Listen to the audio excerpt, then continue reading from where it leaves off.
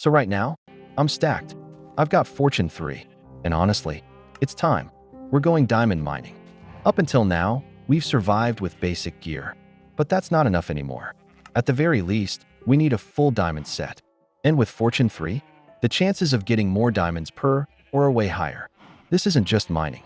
This is progression. Before the journey begins, I craft a shield, not just for protection, but for confidence.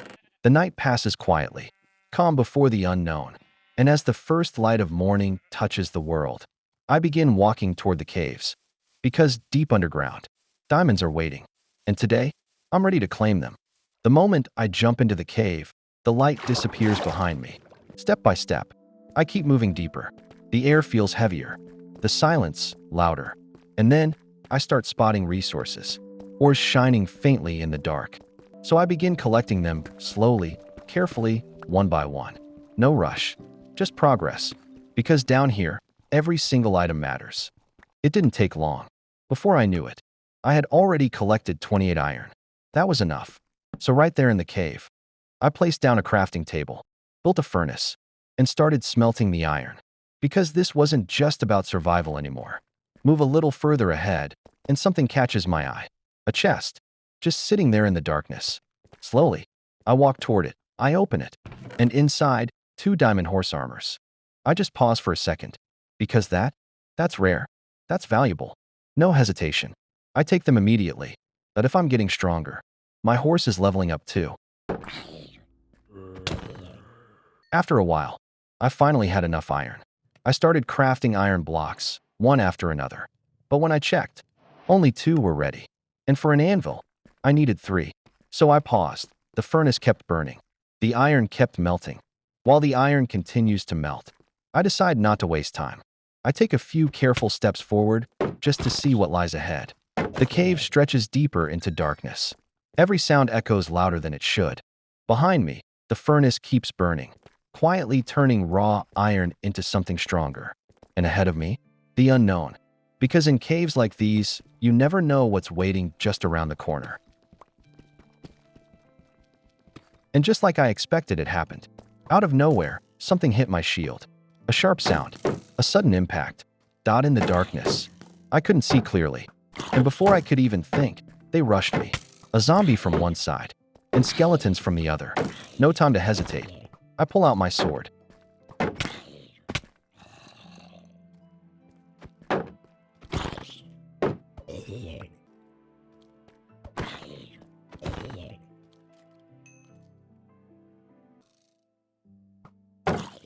The cave echoes with metal and bones, arrows scraping against my shield. The zombie growling as it lunges forward. One swing, then another. I push forward instead of backing away. Because down here, if you panic, you lose. And I wasn't planning to lose. I never expected the timing to be that perfect. I was just about to close my inventory when I heard it. That sound, the hiss, it was a creeper, and it was about to explode. In a split second, I slammed my inventory shut and raised my shield. Boom. The blast went off right in front of me. The shield absorbed most of it, and I just stood there for a second, realizing how close that was.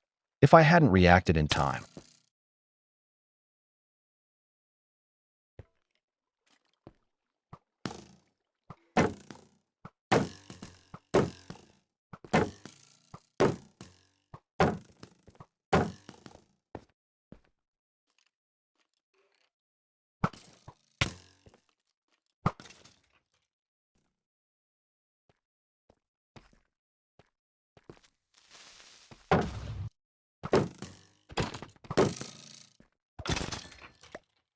After that close call, I didn't take any more risks. I went straight back to the furnace. The iron was finally ready. I collected it quickly, crafted the last iron block, and placed down the anvil.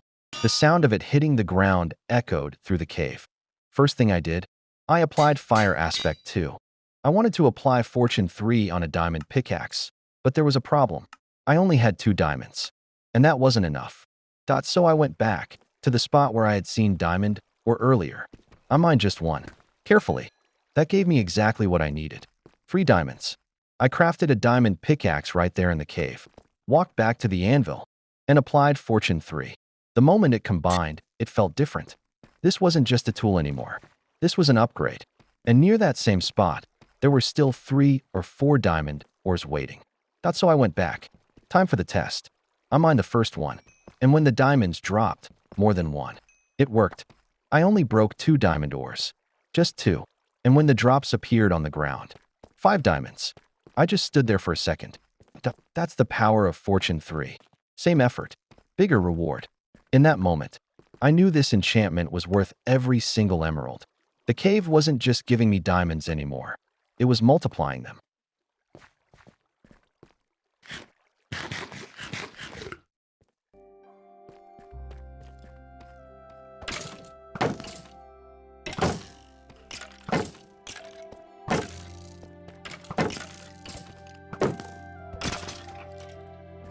After that, I started mining iron. Just casually, nothing special. But when the drops fell on the ground, I noticed something, that it wasn't just diamonds. Even the iron was multiplying. Fortune 3 doesn't just change diamond mining. It changes everything. Every ore block now had potential. And in that moment, I knew one thing for sure. The game was about to get a lot more fun. As I moved deeper into the cave, more mobs started appearing. Zombies, skeletons, one after another. The cave wasn't done testing me yet. But this time, I was ready. Sword in hand, shield up. I fought through them, one by one.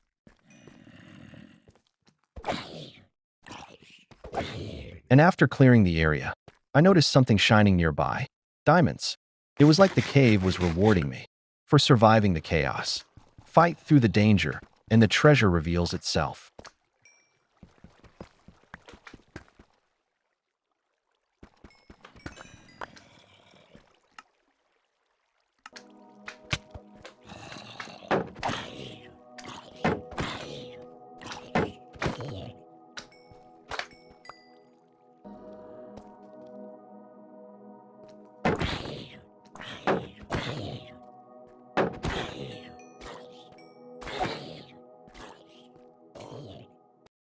After everything, the mining, the fights, the close calls, I checked my inventory. 10 diamonds. Double digits. Not just luck. Not just fortune. Effort. And with Fortune 3 in my hand, this was only the beginning. 10 diamonds today, but this cave still has more to give. After exploring the cave for almost 10 minutes, I didn't really find anything valuable. No big veins. No rare loot. Just silence and empty tunnels. So I stopped. Sometimes, knowing when to go back is smarter than going deeper. As I climbed out of the cave, the first thing I noticed was the sky. It was already getting dark. Night was settling in. And in moments like this, wandering around is never a good idea. The surface at night can be just as dangerous as the caves below. So without wasting a second, I made the smart decision. I headed straight toward home. No risks. Not tonight. And after a short run through the night, I finally reached home.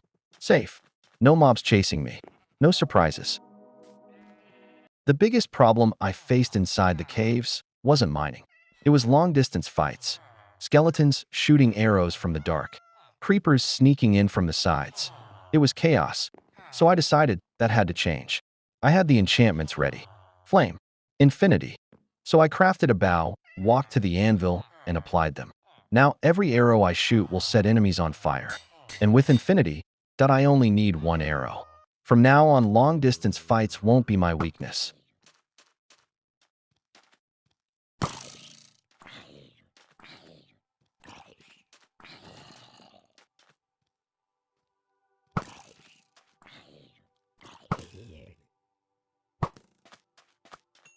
And just like that, 2 days later, I had even built a lava farm.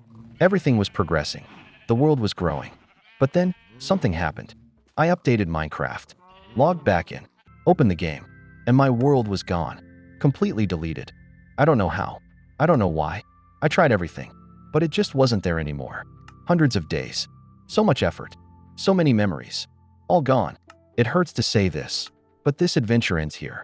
Not because I wanted it to, but because I have no way to bring that world back. I'm sorry. This series meant a lot to me, and I know it meant something to you too.